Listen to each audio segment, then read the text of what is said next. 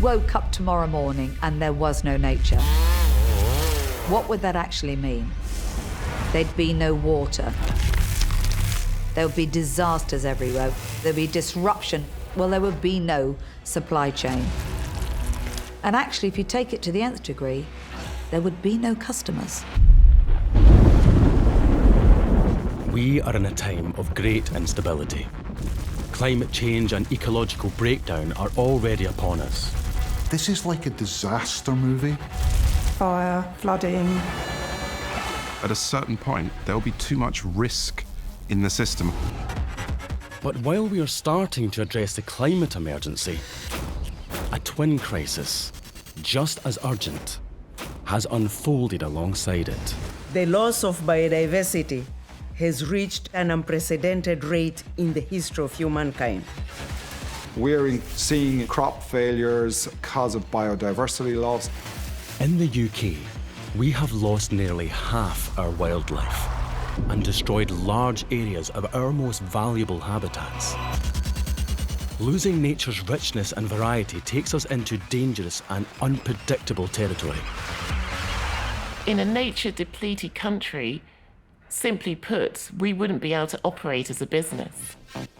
This film will show why our future survival and prosperity is totally dependent on a healthy, natural world, and how a new way of doing business is needed now.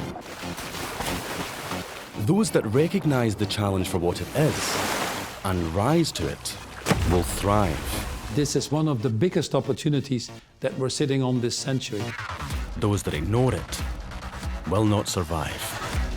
What is needed is you to take action now.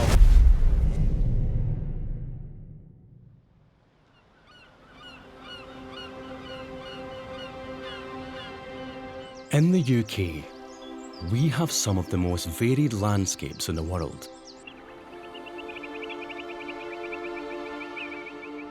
From mountain ranges to ancient woodland, grasslands to dramatic coastlines. Our land and our seas are home to treasured native plants and animals, and globally critical for many species that visit to feed and breed.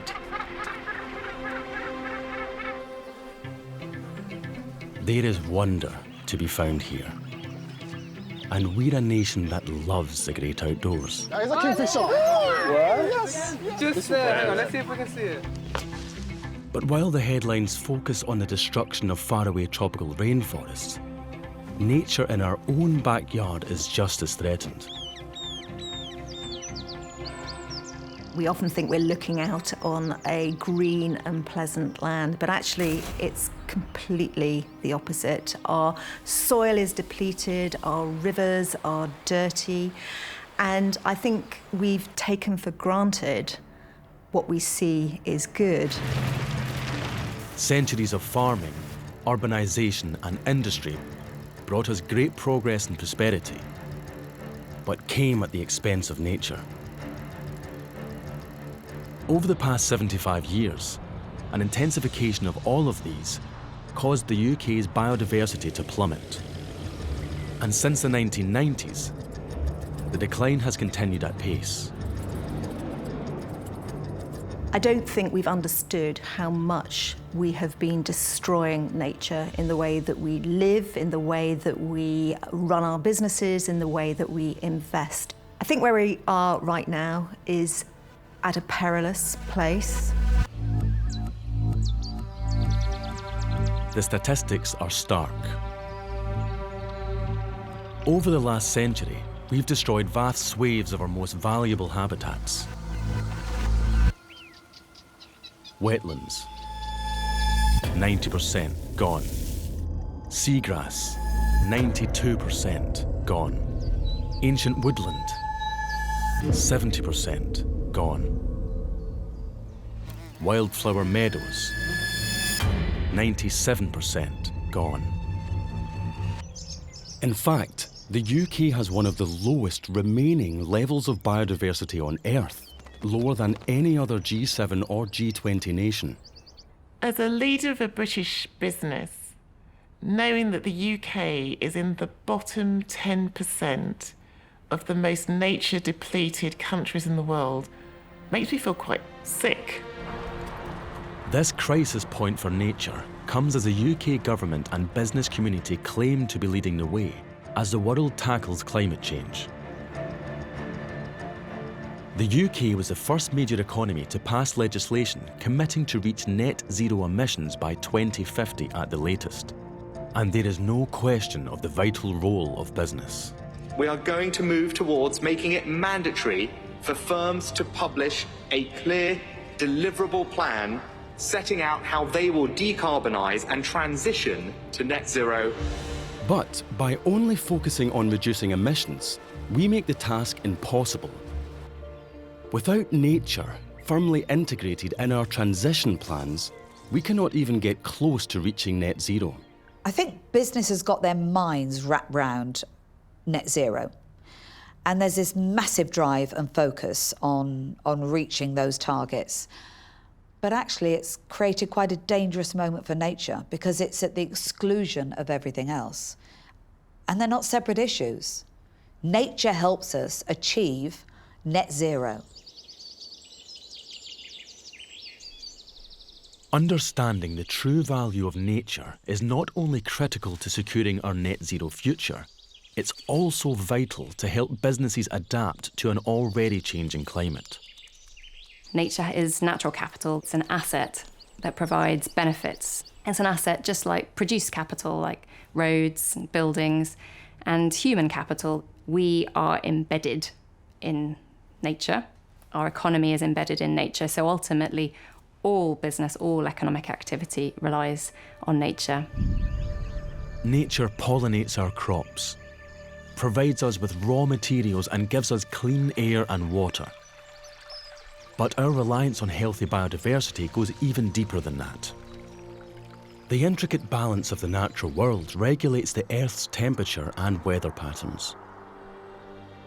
And that makes it our greatest ally in our fight against climate change. The trees and the landscape and the soils and the peatlands, they all soak up carbon and hold on to it and stop it from being in the atmosphere. So if we can harness that, that will make the job that we face that much easier. And obviously the opposite, if we lose those habitats, it makes the problem a heck of a lot worse. In the UK, our net zero future could be secured by ecosystems we have totally undervalued. Peatlands are one of the best examples we have of the multiple benefits that healthy ecosystems bring to society. The high-quality water that they filter into British rivers is estimated at a value of about £888 million per year. On top of that, they are incredible ecosystems that accumulate over very long periods of time, layer upon layer of unrotted plant remains. And as those plants grew, they were sucking enormous quantities of carbon from the atmosphere. In a healthy condition, the UK's peatlands could sequester more than 3 million tonnes of carbon dioxide every year. But we have drained, burned and grazed them.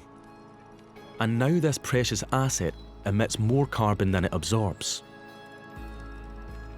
It's been estimated that the cost of restoring all of Britain's peatlands would be about £20 billion. And yet the carbon benefits alone from doing that would be about £100 billion. This is just one example of how nature will be crucial as we race to reduce the amount of carbon in the atmosphere. Resilient, healthy, natural systems will also protect us and our livelihoods from the early effects of climate change. On land, trees and plants retain water during a drought and help regulate temperature.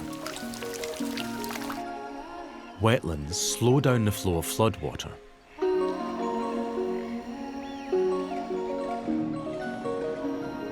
Marine ecosystems like kelp and seagrass protect coastlines from wave energy and erosion.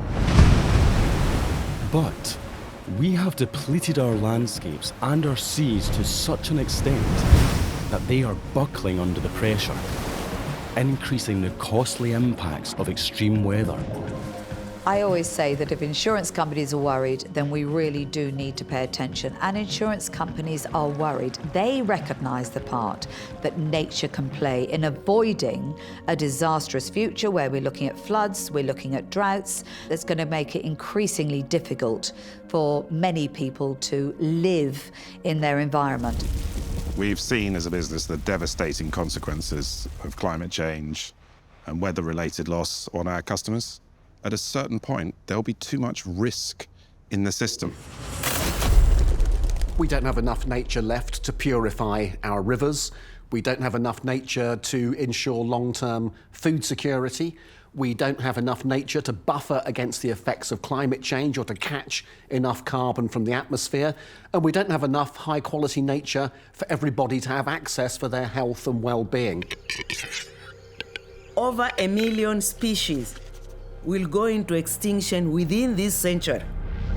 50% of the global GDP is dependent on natural resources.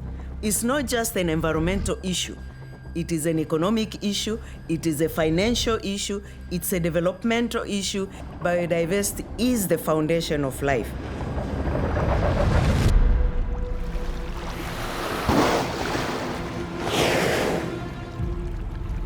A totally new business strategy is needed. And its rollout is urgent.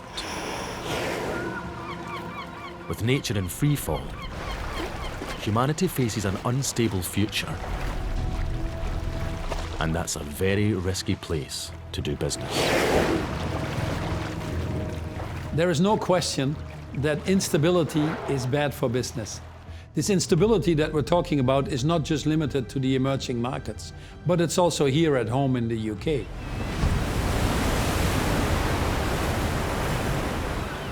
If we collectively extract resources at too great a rate, then that will in turn come back to harm the businesses that we own, and pretty much all of them. Understood properly, when you really read the science, where we're heading to by the end of the century is potentially as extreme as civilizational collapse.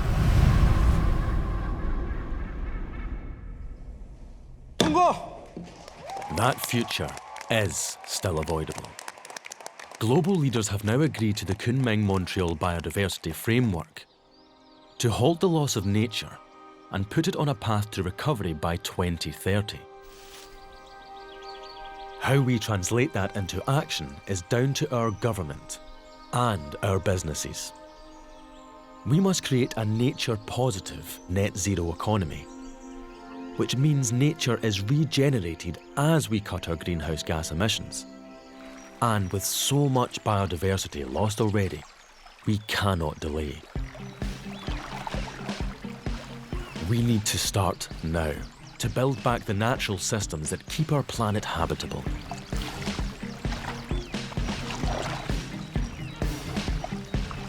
The business community is in a unique position, actually the best position to help us turn all of this around.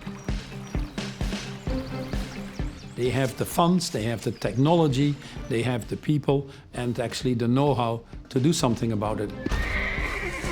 So you've got a consumer over here who is ready for the change. You know, they understand more, they know more, they want to see action. You've got governments over here who are still trying to formulate some kind of plan, but we can't wait for that.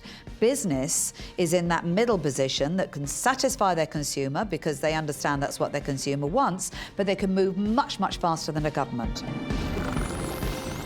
If businesses bring nature into the heart of their operations, it will change the future for the whole of society and protect the resources and services on which they rely. We're now in the situation where the cost of doing nothing is much higher than the cost of doing the right thing.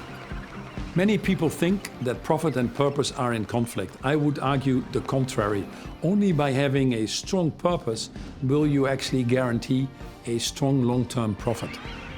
A strong purpose motivates us. We all want to be part of something bigger than ourselves. It makes you a preferred employer. It drives up the engagement. And all of this ultimately gets translated into better results.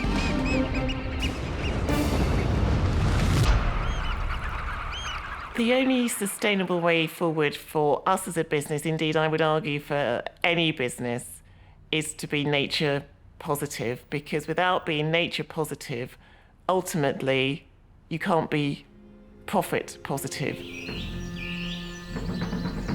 Our future prosperity depends on a change of course. And brave businesses are already on the case. But the scale of this challenge needs every business of every size to rise to it. This transformation that we're talking about is not easy. We need the scale well beyond the industrial revolution and the speed well beyond the technological revolution. Most businesses are convinced of why we need to change, but they struggle with the how. And for businesses to get started, it's a very simple process.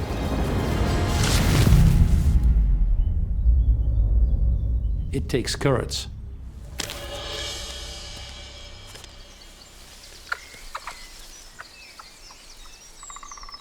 There are already many tools and frameworks available for business to get started in managing their impacts and dependencies on nature and the risks and opportunities that result from that. The first step for any business is to work out where and how you rely on nature, and where and how you impact it.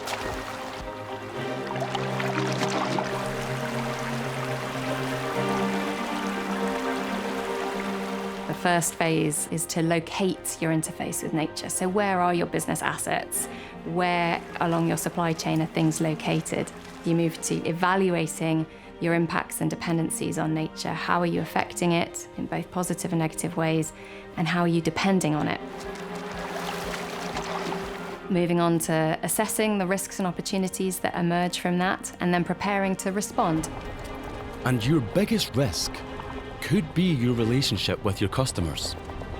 If you are not planning to reduce your impact on this planet, then you don't know it yet, but you're already in trouble, because the consumer is there, and they're not going to accept being fobbed off.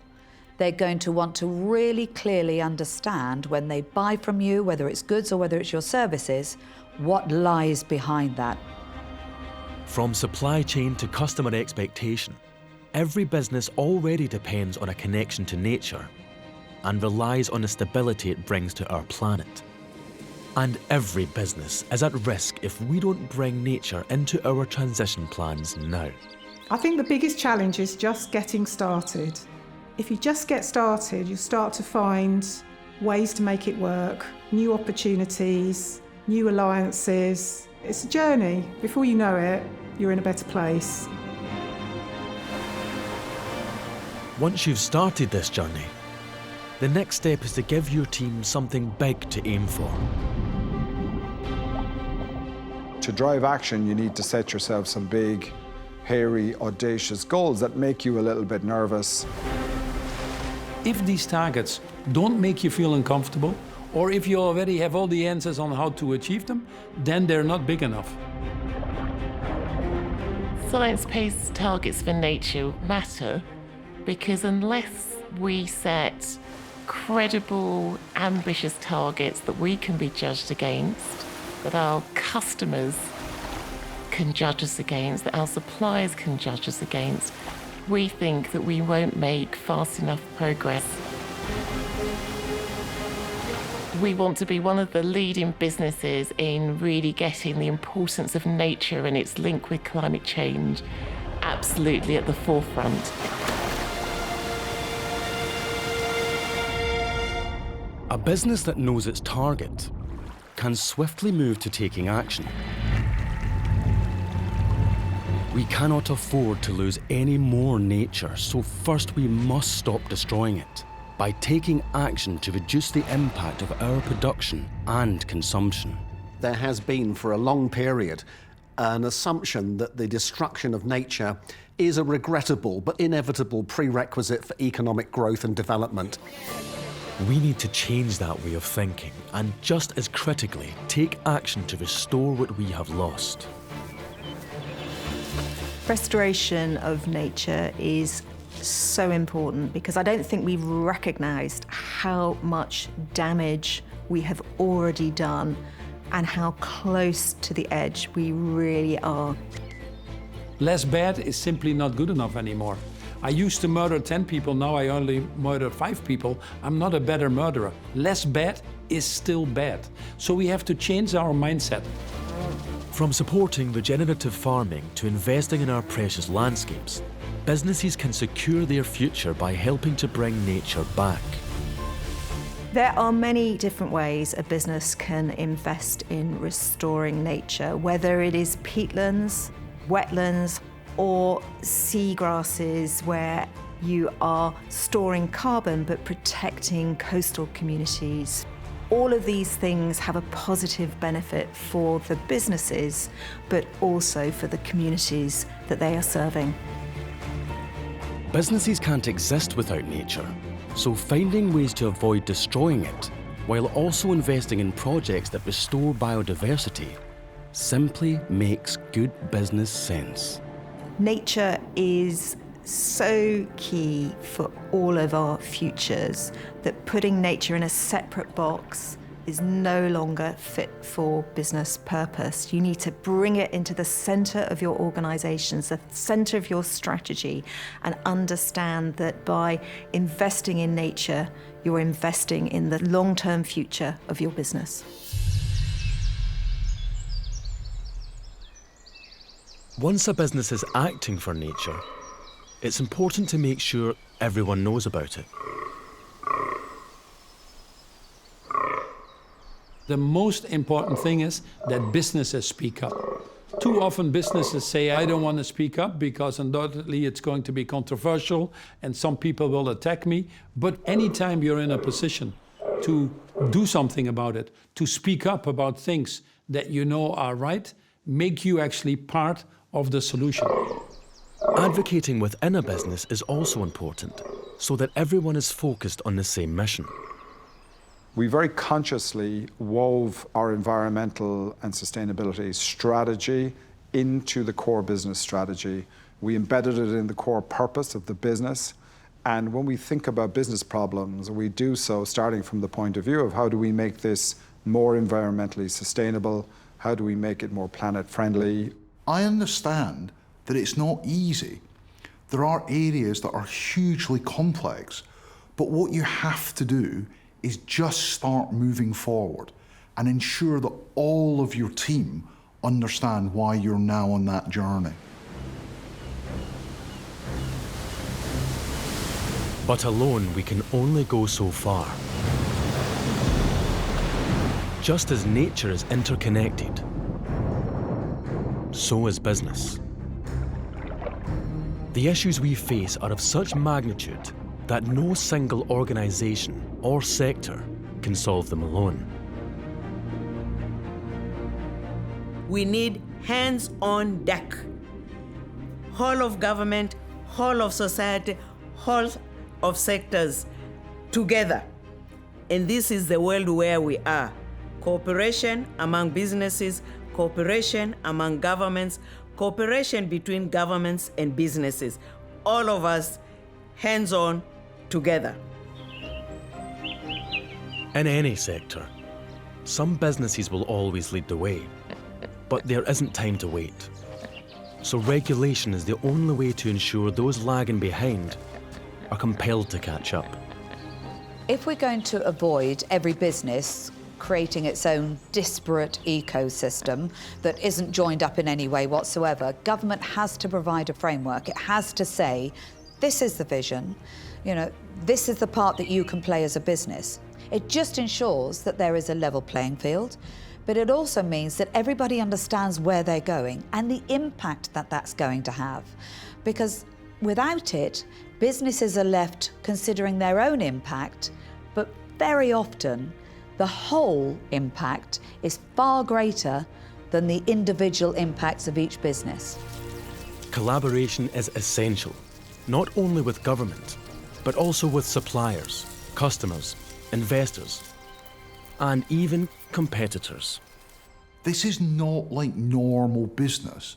Normal business, people can be a bit secretive and they want to ensure that they've got a competitive advantage. This is not what this is about. This is about everyone helping to move forward. This collaboration even means sharing innovation. We see it as being one of our responsibilities that we share ideas and we share information. We launched the Z House with Salford University, an exemplar house showcasing innovation from our supply chain to improve the thermal efficiency of homes, to reduce the water consumption of homes, and a great biodiversity environment. We don't see that as being a secret. We recognise that this is something that we have to share. Sharing ideas and innovation is one way of working together. Another is to collaborate on shared targets to drive industry change. For example, several of the UK's biggest supermarkets have jointly committed to halve the environmental impact of shopping baskets by the end of the decade. The environment is an area where we don't see it as a competitive playground. We see it as an opportunity for the industry to come together, make sure the whole industry moves forward from an environmental point of view. The retailers have committed to take action across key areas where food has the biggest impact on the planet, from how we farm to what we choose to eat. In the highly competitive world of supermarkets, this is a remarkable example of the teamwork that is needed from all sectors. Every business to have impact, however large you are, you need to collaborate with other businesses in your sector to have the biggest impact for customers, the biggest impact on nature, the biggest impact on the world. And I hope the collaboration we've shown gives confidence to other businesses. Working together, alongside government and with the communities they serve, businesses in the UK can unlock a whole new future. Increasingly, we're starting to understand that this is probably one of the biggest opportunities that we're sitting on this century. The cost that we are incurring as a result of destruction of biodiversity is significantly higher than what it would cost us to prevent the issues in the first place. And that makes it such an attractive business opportunity for all of us. A nature-positive, net-zero transition plan will create opportunities through innovation. It will generate jobs and attract new customers. This is incredibly exciting, but it demands action and it demands urgency. Customers are agitating for us not just to be thoughtful about the environment, they want us to go further. They're demanding, and we've got to meet those demands. And I see a really strong, beautiful commercial case for us. And it's not just down to financial checks and balances. The future of our families, of society, and of generations to come depend on us getting this moment right. Nature and business can coexist, and nature and business must coexist.